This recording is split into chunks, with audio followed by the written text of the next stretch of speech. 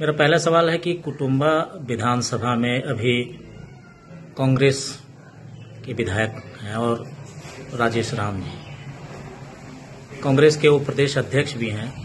13 तारीख को उनके द्वारा कुटुंबा विधानसभा में मीटिंग कराई गई थी। क्या उस मीटिंग में आपको आमंत्रित किया गया था?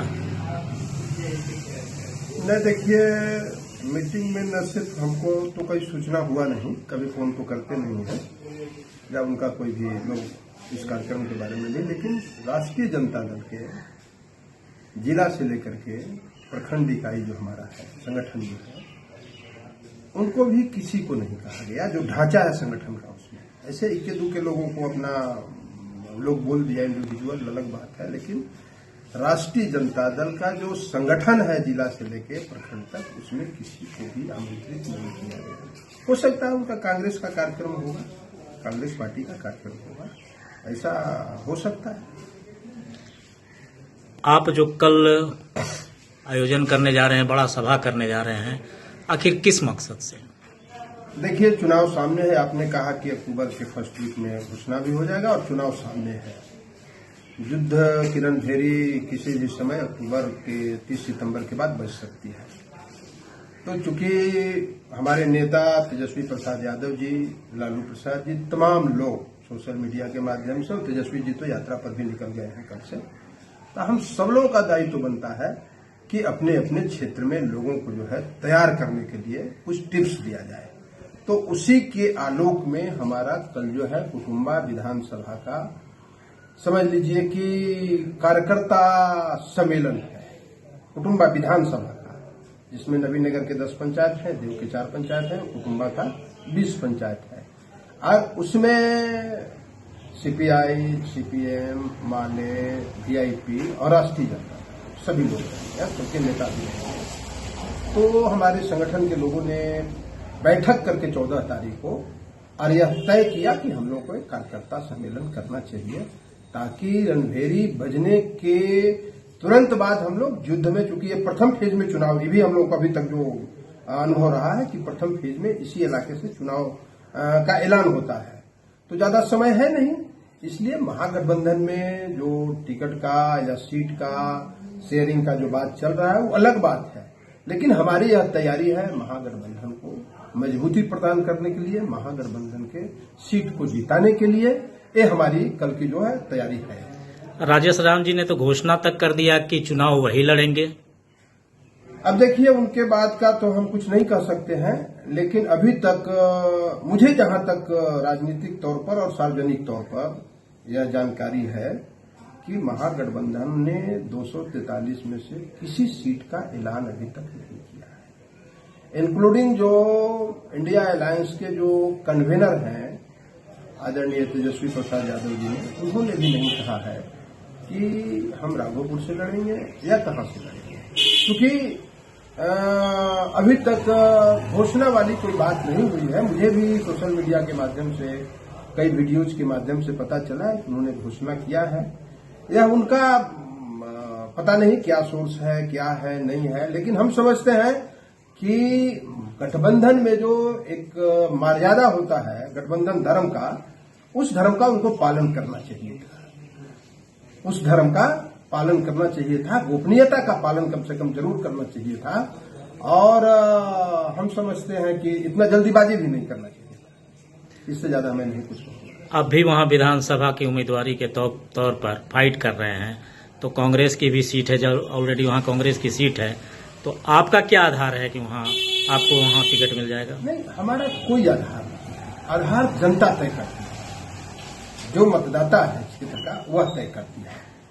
तो जिस तरह से जितना भी सर्वे हुआ है पूरे बिहार का मीडिया के माध्यम से, तो उसमें सारे सर्वे ने तेजस्वी यादव को 44%, 42%, 40% जनता का पसंद बताया ना मुख्यमंत्री के चेहरा के रूप में। उसी तरह से जो सर्वे हुआ है और जो रोज दिन हम देख रहे हैं चीजों को, उसके आधार पर जनता की दावेदारी है कि इस बार सुरेश पासवान को महागठबंधन से उम्मीदवार बना करके भेजा जाना चाहिए। ये मैं नहीं कह रहा हूं, ये लोग कह रहे हैं, और लोग जो आएंगे वो इस बात को कहेंगे कि महागठबंधन से सुरेश पासवान को उम्मीदवार बना करके और निश्चित रूप से भेजा जाए। ये जनता का मांग है, मेरा कोई मांग नहीं है। क्योंकि मैं तो 1995 से चुनाव लड़ते रहा हूं, जीतते रहा हूं, मंत्री भी छोटी सी उम्र में हम बन गए, काफी पार्टी ने विश्वास किया और अभी भी हम बस महागठबंधन के लिए या कल का कार्यक्रम कर रहे हैं कि जो भी फैसला महागठबंधन का होगा, इसके बावजूद भी जो भी फैसला महागठबंधन का होगा, हम उनके तरह यह नहीं दावा कर रहे हैं कि चाहे फैसला जो भी हो लेकिन मैं ही यहां से लड़ूंगा, ऐसा मैं नहीं करने वाला हूं, न करने जा रहा हूं। उन्होंने घोषणा की है कि वो खानदानी कांग्रेसी हैं। अब देखिए, अब उनकी बहुत बातों का जवाब हमको देने का मतलब नहीं है। 2005 का आप रिजल्ट से देख लीजिए कि निर्दलीय भी लड़े थे और हमको लगता है कि 4,500-5,000 वोट के अंदर में उनका मतलब कि पैरामीटर हो गया था। इसलिए खानदानी कांग्रेसी उनके पिताजी को मैं सैल्यूट करता हूं।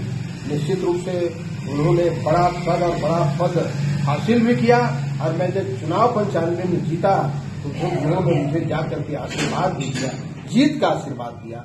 तो दिलकेश्वर बाबू बड़े ऊंचे कद के, बड़े ऊंचे ओहदे के, विचार के, संस्कार के, आज भी उनका कार्य जो है लोग याद करके अपने आप को समझता है कि एक अच्छे और बेहतर नेता के रूप में दिलकेश्वर बाबू ने अपना, समझ लीजिए कि लोगों के बीच परिचय बनाया था। क्या ऐसा नहीं लग रहा है कि राष्ट्रीय जनता दल और कांग्रेस के बीच कुटुंबा सीट को लेकर कुछ फाइट भी हो सकती है?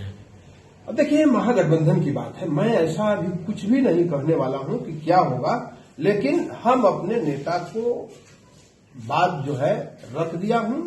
अब नेता हमारे तेजस्वी जी हैं, जो उनका निर्णय होगा उस निर्णय के साथ में हूं। यदि वो कहेंगे कि आपको चुनाव लड़ना है तो मैं तो 20 वर्ष से हाउस में नहीं हूं, इसके बावजूद भी 24 घंटा और 365 दिन लोग के सुख दुख में, हालचाल में और लोगों के साथ जीता हूं, लोगों के साथ मरता हूं। चाहे वह निजी मेरा कार्यक्रम हो या पार्टी का कार्यक्रम हो या सार्वजनिक कार्यक्रम हो, सब लोग आते हैं, सबके यहां मैं जाता हूं।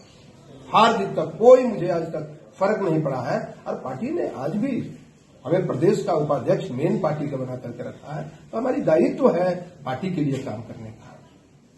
तो क्या आप सिर्फ राजद का वहाँ कल का बैठक होगा या पूरे महागठबंधन? नहीं, महागठबंधन का बैठक है, महागठबंधन का, जिसमें सीपीआई, सीपीएम, माले, वीआईपी, राजद सब लोग हैं। आप उन प्रदेश अध्यक्ष को भी आमंत्रित करेंगे कांग्रेस के? देखिए, उन्होंने शुरुआत किया है ना, तो चूंकि एक फैसला हुआ है प्रखंड इकाई का। हमारे जो प्रखंड अध्यक्ष सत्यनारायण शर्मा जी हैं और जगन यादव जी हैं, नवीनगर विधानसभा के जो 10 को पंचायत आता है, और देव के सरिता जी हैं, और पूरा संगठन बैठ कर तय किया है कि हम लोगों को तो आमंत्रित नहीं, शायद उनका कांग्रेस पार्टी का रहा होगा। महागठबंधन का अगर बैठक होता तो जरूर हमारे लोग जाते, खबर अगर होता प्रॉपरली तो जरूर जाते। इसलिए इस बैठक इतने ही लोगों का है। इंडिया गठबंधन में सब कुछ ठीक है।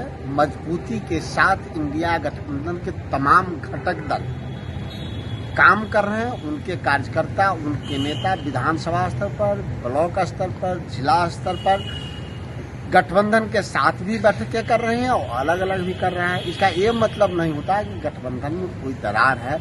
गठबंधन के सभी घटक दलों का यह अधिकार है कि अपने दल को मजबूती के लिए बैठ कर करते रहें। सर, 13 तारीख को कुटुंबा में राजेश राम, जो विधायक भी हैं, बिहार कांग्रेस के अध्यक्ष भी हैं, कार्यकर्ताओं की मीटिंग बुलाई थी, जिसमें महागठबंधन नेताओं को आमंत्रित किया गया था, लेकिन उसमें आरजेडी से कोई नहीं गया था।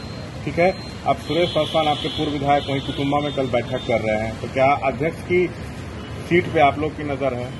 देखिए, नजर तो हमारी 243 सीटों पर तैयारी है आरजेडी, और जब गठबंधन में सीट बंटवारा फाइनल हो जाएगा तो जो भी सहयोगी दल को जो सीट जाएगा, जो सहयोगी लड़ेंगे, उस पर हम मजबूती से उनको मदद करेंगे। रही बात कि अब कुटुंबा में किनको आमंत्रण मिला था, नहीं मिला था, स्थानीय नेता बताएंगे इस पर, लेकिन हमारा गठबंधन पूरी तरह से इंटैक्ट है। सब चीजों पर बातचीत सब बिंदुओं पर चल रही है और बहुत जल्द हम एनडीए से पहले सीट बंटवारे का ऐलान महागठबंधन की ओर से हो जाएगा। इसमें कहीं कोई कंफ्यूजन नहीं है, कहीं कोई परेशानी नहीं है। सर, आपके पूर्व विधायक वहाँ बैठक कर रहे हैं। भाई, हमारी पार्टी, हमने कहा कि 243 सीटों पर आरजेडी मजबूत है, हमारे पास नेता है, हमारे पास कार्यकर्ता है। सबसे बड़ा दल बिहार में राष्ट्रीय जनता दल है, हमारे पास सबसे बड़ा चेहरा है जो विपक्ष में पूरे देश में हम जो राज्य हैं उसमें से सबसे बड़ा चेहरा तेजस्वी यादव जी हैं।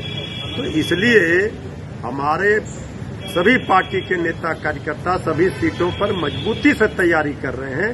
जब सहयोगी दलों को वो सीट आवंटित हो जाएगा तो हम उनको वहां मदद करेंगे।